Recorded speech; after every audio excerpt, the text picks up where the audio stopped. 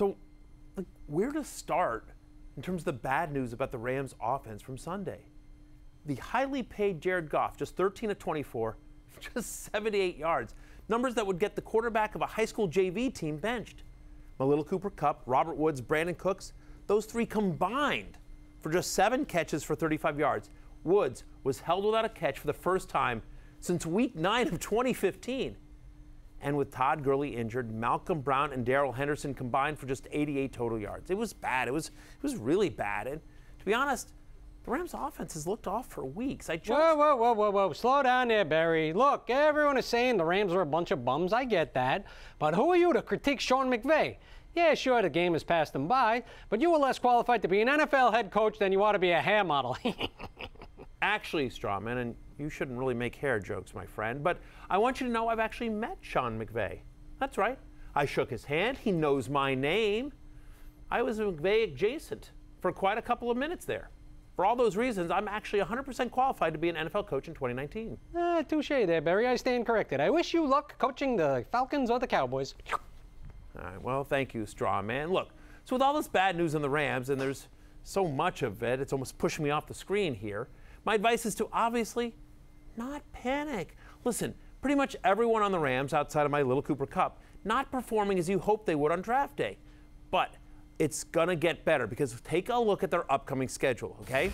Next up, they get the Falcons. Atlanta has allowed 31 points per game. They also give up over 380 yards per game, and they get no pressure on the quarterback.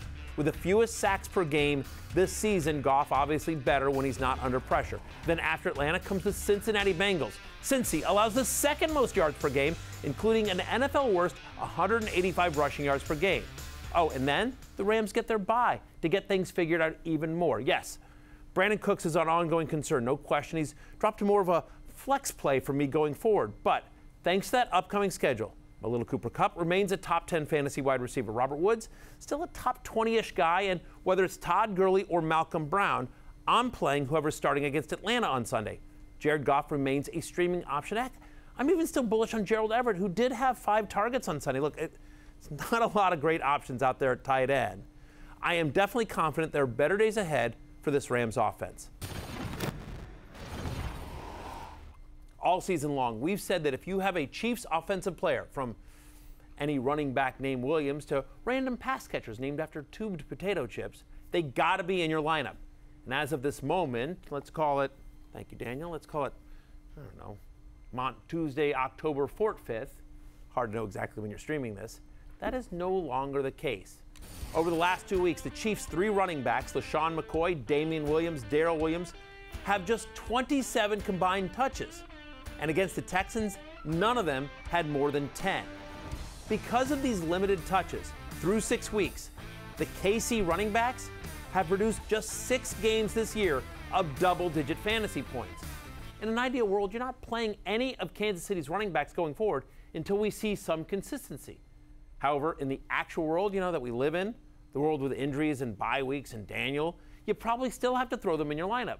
But they're just roll-the-dice flex plays for me. And with Tyreek Hill back in the mix, that's also where we are with Mecole Hardman, Demarcus Robinson, Byron Pringle, even Sammy Watkins, until we see something. As of right now, hard to believe as it is, there's only 3 Chiefs players, Patrick Mahomes, Tyreek Hill, Travis Kelce, you can start with any confidence in fantasy. But Matthew, what about Travis Kelce? I mean, are you looking to trade him? Hello, Daniel. Sure, Kelce isn't putting up the numbers that most expected, on pace for a career low in touchdowns. I get it. Only 1 game with more than 16 fantasy points, but you're not trading the guy, Daniel. Look, he still has a very high floor week to week. He's still tight end 3 on the season. If you trade Kelce, even for a nice return, the drop in production you'll have at your tight end spot rolling out not Travis Kelce every week, it's probably not worth it. Trust me, you want to hold on to Travis Kelce. But when it comes to, these guys, wow. I think, Yeah. Hold on, fellas. I got this one.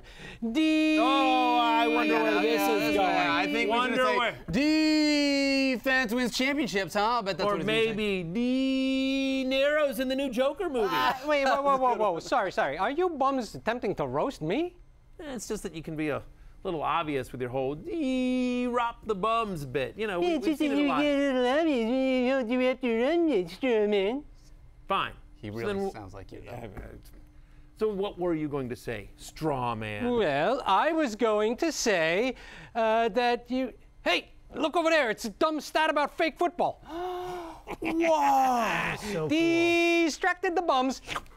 That is awesome. Hey guys, thanks for watching ESPN on YouTube. For more great ESPN streaming content, download the ESPN app and subscribe to ESPN Plus.